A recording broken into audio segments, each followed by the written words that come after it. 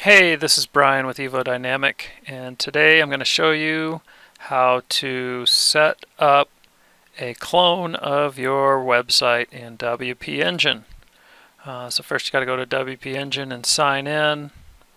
Once you sign in, you go up to Sites, hit that, and then you go to the site that you want to clone. So we're going to clone production over our development site.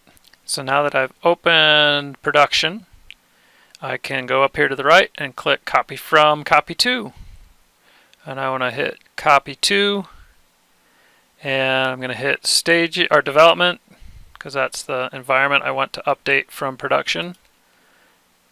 It's going to give me a little dialog here, so I can pick today's backup and include the database, and I want to send a notice. I'm going to send it to Wayne because he's working in this site today. And then I'll preview the copy, and boom, there it goes. It's warning me that the database is going to be overwritten, and I hit copy environment, and in a few minutes it will be copied over there and good to go.